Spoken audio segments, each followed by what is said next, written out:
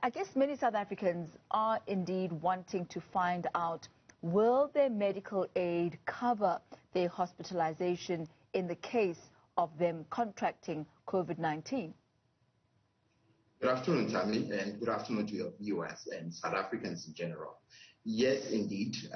As far back as April 2020, COVID-19 had been gazetted by the Minister of Health as a prescribed minimum benefits diagnosis. And the implication of this is that once that diagnosis is suspected or made, the member or beneficiary of the scheme will then be entitled to what we call prescribed minimum benefits levels of care, irrespective of the medical aid or the plan type that they may belong to.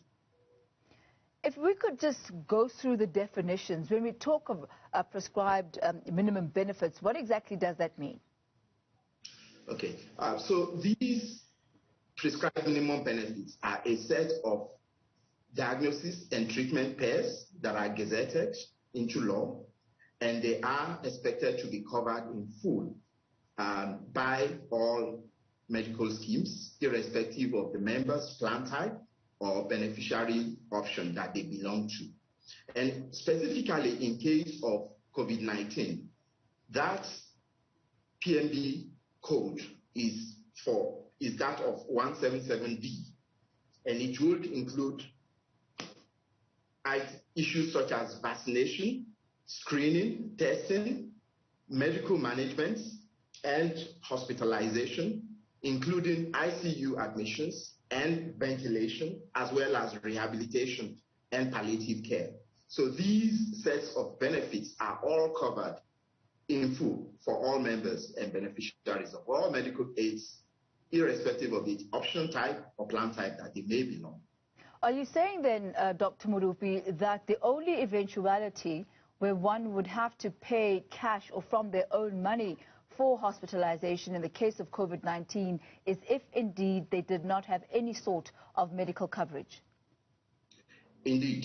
But then, in addition to that, the Medical Schemes Act also make provision, sort of a balancing act, to limit financial exposure of schemes, for schemes to use these designated service providers. This may include doctors and hospitals, as well as formularies and protocols, clinical protocols that are appropriate and evidence-based, of course. Is there a ceiling or a limit to the financial exposure that medical schemes will actually take on? For example, a bit earlier on today, we spoke of a gentleman, 33-year-old, who had been in hospital for 88 days. And there's some who are being ventilated for weeks at a time with hospital bills amounting to millions. Is there a cutoff point for medical aids? Well, in terms of COVID-19 and all prescribed minimum benefits conditions, there is no limit. Of course, the member and beneficiary will have to use a DSP hospital, DSP doctors, as well as adhere to schemes, protocols, clinical protocols, as well as formularies for medicines. And once these conditions are met, then there is no limit for prescribed minimum benefits diagnosis. And so where do medical hospitals and medical clinics fall within that particular group that is classified as, I guess, vetted and approachable for you? So the schemes do appoint their own DSP hospitals as well as providers. And once they are able to liaise with members of schemes and their families to say, these specific doctors and hospitals that are within reasonable proximity to where the member ordinarily resides, then the member will then be liable to use these specific hospitals and DSP providers. And once those conditions, as well as, of course, protocols, clinical protocols that are evidence-based and up-to-date, as well as formularies that are also evidence-based and up-to-date. And once these conditions have been met, then there is certainly, in our mind, no limit to coverage that members would enjoy in the eventuality of suffering from prolonged hospitalization, including ventilation and ICU care, for a prescribed minimum benefit condition such as PME, such as COVID-19. I am aware, Dr. Modupe, that there are instances where COVID-19 testing is actually not covered by medical aid. What are these instances? Yes, indeed, Tami. These instances will include instances where a member or beneficiaries of the scheme has self-referred for COVID-19 testing.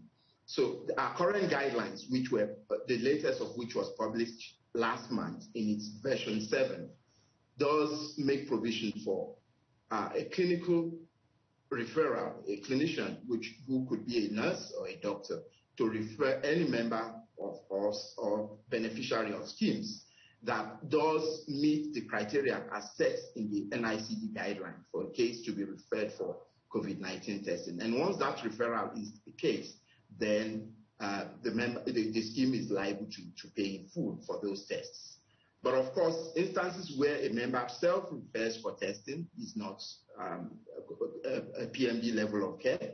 And instances where a member does self-refer, but at the same time, the result of the test turns out positive, it is then deemed, again, an instance where it is a PMB level of care, and the scheme is then liable to pay in full. These are some of the few scenarios around testing. That's quite a tricky definition there of self-referral, doctor, because what if an individual is exhibiting, symptoms of COVID-19, and it is then perhaps prudent and advisable for them to actually go for testing as opposed to waiting until the symptoms become severe? Surely that should be something that's covered?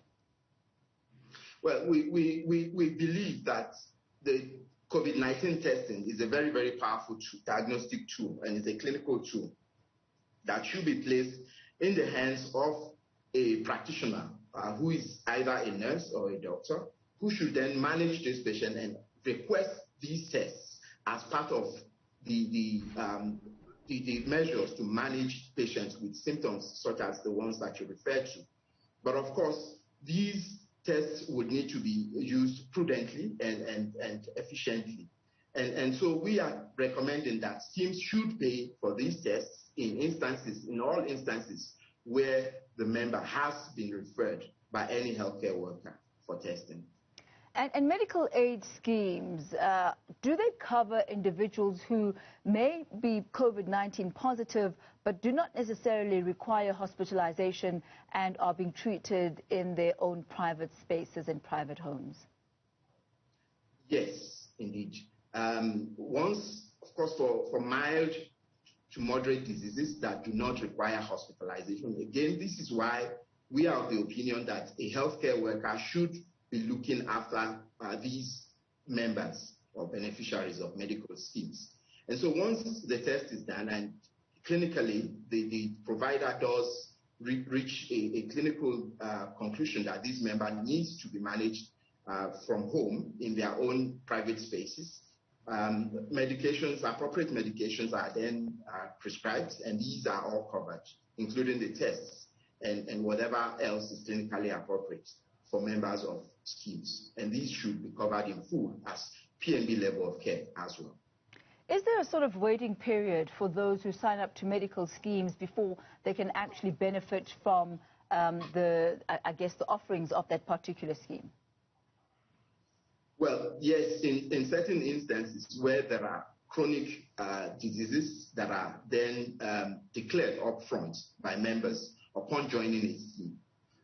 Schemes are, by provisions of the Act, able to impose condition-specific waiting periods, but these do not apply to COVID-19 because COVID-19 is an infectious disease. It's not a chronic disease as it may be. So if there are pre-existing conditions that a patient might have and they only decide to join a medical aid scheme now, does it mean that they will then be precluded or excluded from claiming for those particular ailments? Well, these are solely within the ambit of scheme rules, and these will vary from scheme to scheme and from condition to condition.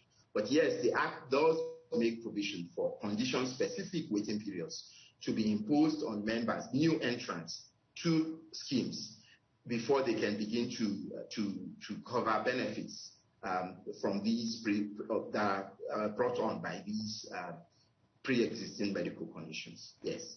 And I ask you this, Dr. Modupe, because we've heard of instances where one does not necessarily die from COVID-19, but from an ancillary condition that may have been pre-existing or not, but it is actually exacerbated by the presence of COVID-19 in the system. How then does one determine or discern from the insurance perspective whether or not this is due to COVID-19 or whether it's a completely separate ailment that has just flared up?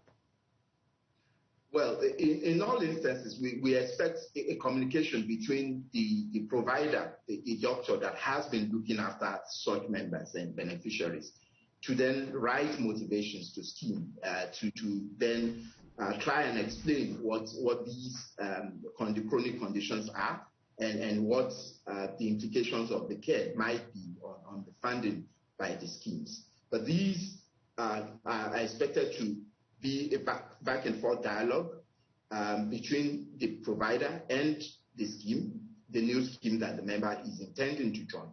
And once if a resolution could not be reached in respect of these issues, they can always be escalated to the regulator for a regulatory decision to be taken. And members, of course, the interests of members and schemes are always paramount in the minds of these adjudication of these issues.